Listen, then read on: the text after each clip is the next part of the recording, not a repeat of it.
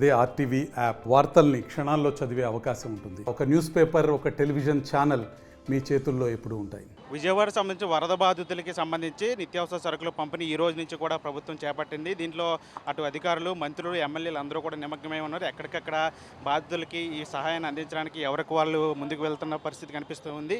ప్రస్తుతం మనం బందర్ రోడ్లో ఉన్నటువంటి ఇందిరాగాంధీ స్టేడియం వద్ద ఉన్నాం. ఎక్కడ నిత్యావసర సరుకుల పంపిణీని కార్యక్రమాన్ని చేస్తున్నారు. ఎమ్మెల్యే జమ్మలమడుగు ఎమ్మెల్యే ఆదినారాయణ రెడ్డి ఆధ్వర్యంలో ఈ కార్యక్రమం అంతా జరుగుతుంది. ఆయనే దగ్గరుండి స్వయంగా ఈ సరుకుల పంపిణీ కార్యక్రమాన్ని చూస్తున్న పరిస్థితి కనిపిస్తుంది. ప్రస్తుతం మనతో పాటు ఎమ్మెల్యే ఉన్నారు. ఒకసారి మాట్లాడే ప్రయత్నం చేద్దాం. సార్ చెప్పండి, నిత్యావసర సరుకుల పంపిణీ ఎట్లా జరుగుతుంది కార్యక్రమం? అసలు మేము విజయవాడ వెస్ట్ జోన్లో జమ్మలమడుగు నుంచి వచ్చిన మేము ఒక 6 టీములుగా విడిపోయి ఎక్కడైతే డీపెస్ట్గా ప్రాబ్లం ఉందో అక్కడికే పోయి మేము తెచ్చిన 10,000 దుప్పట్లు కావచ్చు, 10,000 టవళ్ళు, ఒక 4,000 శారీసు, కొన్ని తినే అంటే buns, plus medical kit, plus పాల ప్యాకెట్లు, వాటర్ ప్యాకెట్లు పద్ధతిగా ఎక్కడైతే అందలేదో ఆ జోన్కి ఇచ్చినాం. పర్యవేక్షణ 2,260 మందితో వచ్చినాం. 60 వెహికల్స్లో మేము చేయాలనే ఉద్దేశంతో వచ్చినాం. మా వాళ్ళందరూ కష్టపడి పద్ధతిగా దిగి నీళ్ళలో దిగి ఇవ్వడం జరిగింది. ఇక్కడ కనుక్కుంటే ప్రభుత్వం కూడా చాలా సిస్టమేటిక్గా చేస్తుంది. ఒక ప్రతిపక్ష నాయకుడైన జగన్మోహన్ రెడ్డి అతనికి ఏమీ తెలియదు. ఒక పాట ఉంది, ఎప్పుడో ఓ సీత కథలో, చింత చిగురు పులుపని తెలియదు, చీకటి అంటే నలుపని తెలియదు, ఏమీ తెలియని చిన్న పిల్ల, చేప పిల్ల, తిక్క పిల్ల అని ఉంది. ఈ తిక్క అతను పదవి కావాలా, డబ్బు కావాలా, ఏదో ఒకటి విమర్శించాలా. ఆ డబ్బు ఆయన కామెంట్ చేశారు, ఇక్కడికి వచ్చినప్పుడు బుడమేరుని ఇటు తరలించే చంద్రబాబు నివాసం మునక్కుండా అతి కాపాడుకున్నారు, కానీ ప్రజలు ముంచేశారని చెప్పి. అసలు బుడమేరు అనేది నార్త్ జోన్, కృష్ణ అనేది సౌత్ జోను. ఇది నది, అది ఒక వంక అంటే తెలియదు, చెలయ్యేరు అంటే తెలియదు, వాగు అంటే తెలియదు, కోనేరు అంటే తెలియదు, ఏమీ తెలియదు. చెప్తే కదా తిక్క చేప పిల్ల అని. తిక్క పిల్ల డబ్బు కావాలా, అతనికి పదవి కావాలా, ఏదో ఒకటి విమర్శించాలా, తిరిగి అధికారంలోకి రావాలనుకున్నాం. మేమైతే క్షుణ్ణంగా బ్రహ్మాండంగా సెంట్రల్ మినిస్టరు శివరాజ్ చౌహాన్ గారు వచ్చినారు. శివరాజ్ సింగ్ చౌహాన్ 3 సార్లు మధ్యప్రదేశ్ ముఖ్యమంత్రి, అవగాహన ఉన్నవాడు. ప్రధానమంత్రి యొక్క కేంద్ర మంత్రి అమిత్ షా గారి డైరెక్షన్ మేరకు ఇక్కడికి రావడం జరిగింది. అన్ని క్షుణ్ణంగా చేసి ఎక్స్పెక్టేషన్ కంటే ఎక్కువ సాయం జరుగుతుంది కేంద్రం నుంచి.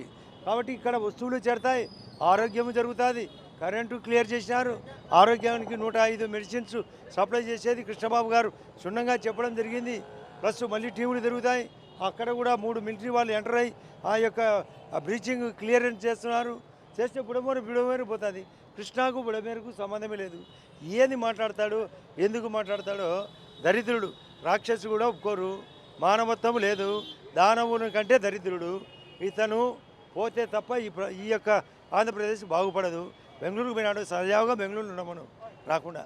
ఎందుకు ఇక్కడ రాష్ట్ర రాజకీయాలు బ్రహ్మాండంగా సెంట్రల్ అసిస్టెన్స్ ఉంది. ఇదే కాదు, అమరావతికి సాయం ఉంది, పోలవరానికి ఉంది, రాష్ట్రంలో గ్రామీణ ఉపాధికి ఉంది, పంచాయతీరాజ్కి ఉంది, హౌసింగ్కి ఉంది, ఇండస్ట్రీకి ఉంది, టూరిజానికి సపోర్ట్ ఉంది. ఇప్పుడు కూడా బ్రహ్మాండంగా సాయం చేయడానికే కేంద్ర మంత్రి స్వయంగా వచ్చినాడు. ప్రొద్దున ఆయన్ని కూడా కలిసినాం. మేము మా యొక్క బీజేపీ పార్టీ తరఫున 1 కోటి రూపాయలు సందా కూడా ఇవ్వబోతున్నాం. మంచి చేయాలని మాకు ఆలోచన ఉంది, చెడు చేయాలని ఆలోచన.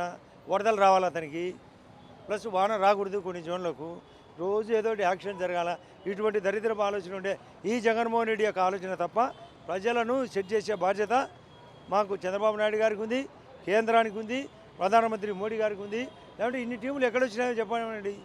ఎన్డీఆర్ఎఫ్ టీములు స్వయంగా వాళ్ళ పాపం కష్టపడి తిరుగుతున్నారు. పోలీస్ డిపార్ట్మెంట్ తిరుగుతున్నారు, కరెంట్ వాళ్ళు తిరుగుతున్నారు, రెవెన్యూ వాళ్ళు తిరుగుతున్నారు. ఈరోజు నుంచి గ్రాసరీ సప్లై ఉంది. నాదెళ్ల మనోహర్ క్లియర్ కట్గా సబ్జెక్ట్ కూడా చెప్పినాడు, ఇవన్నీ ఇవ్వబోతున్నామని. అడుగునా చేరుతాయి, అతను అడుక్కుపోతాడు జగన్మోహన్ రెడ్డి. వరదలు వచ్చాయని తెలిసిన దగ్గర నుంచి కూడా ఇటు రాష్ట్ర ప్రభుత్వం అప్రమత్తమైంది. ముఖ్యమంత్రి చంద్రబాబు కూడా స్వయంగా సహాయ కార్యక్రమం పాల్గొంటూ పక్క కేంద్ర బృందాలు వచ్చాయి. నిన్న కూడా కేంద్ర మంత్రి వచ్చి రైతులతో కూడా ఈరోజు కూడా మాట్లాడిన పరిస్థితి. అంటే కేంద్రం నుంచి ఎట్లాంటి సాయం ఉండబోతుంది ఏపీ? కేంద్రం నుంచి అగ్రికల్చర్ పరంగా నష్టము, డైరెక్ట్ సాయము, డిసాస్టర్ మేనేజ్మెంట్ సాయము ఇప్పటికే దించినారు. అన్ని రకాలుగా ఆలోచన చేసి నివేదిక కూడా ఇవ్వడం జరిగింది. సీనియర్ ఐఏఎస్లతో కూడా నిన్న ముఖ్యమంత్రి గారు స్వయంగా సెంట్రల్ మినిస్టర్కు వివరణ చెప్పడం జరిగింది. దాన్ని బేస్ చేసుకుని ఆయన కూడా ఒక 3 సార్లు ముఖ్యమంత్రి అయిన వ్యక్తి చౌహాన్ గారు. కాబట్టి ఇవన్నీ కలబోసి ప్రధానమంత్రి గారికి చెప్పి కేంద్ర ప్రభుత్వం కూడా చెప్తారు. అవన్నీ చేసినాక ఆటోమేటిక్గా చేస్తారు కూడా. త్వరగా 1-2 రోజుల్లోనే అన్ని క్లియరెన్స్ కూడా ఉంటాయి. 4 రోజులైంది వరదలు వచ్చి మొత్తం విజయవాడ అంతా కూడా అతలాకుతలమైంది. మళ్ళీ నార్మల్ పరిస్థితులు రావడానికి ఎన్ని రోజులు సమయం పడుతుంది? అసలు ఇంకా అయిపోయింది కదా 1-2 రోజులు ఎక్కువ అంటే. మీరు చూడండి, అదైతే ఎప్పుడైతే వాటర్ ఫ్లో కుల్లేరు లేకపోతుందో ఆటోమేటిక్గా బుడమేరు ప్రవాహం జరుగుతుంది, ఎదురు రావడం అనేది తగ్గుతుంది, ఉండేటి నీళ్ళని డ్రైవ్ చేస్తారు కూడా.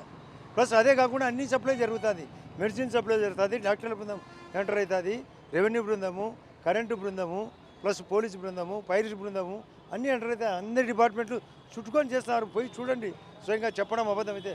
మా టీం అంతా కూడా మేము స్వయంగా తిరిగినాం, స్వయంగా తిరిగి చెప్పే మాటలు, ఏదో నేను రాజకీయం కోసం చెప్పలేదు.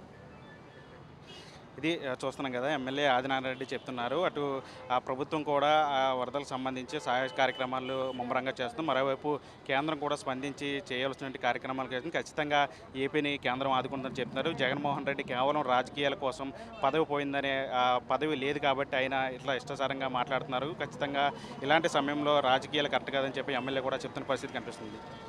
ఇది ఇక్కడ పరిస్థితి. వీడియో జర్నలిస్ట్ ప్రసాద్తో మన టీవీ విజయవాడ నుంచి. మరిన్ని వీడియోస్ కోసం ఛానల్ ని సబ్స్క్రైబ్ చేయండి, లేటెస్ట్ అప్డేట్స్ కోసం వాట్సాప్ ఛానల్ ని ఫాలో చేయండి అండ్ లింక్ డిస్క్రిప్షన్ లో ఉంది.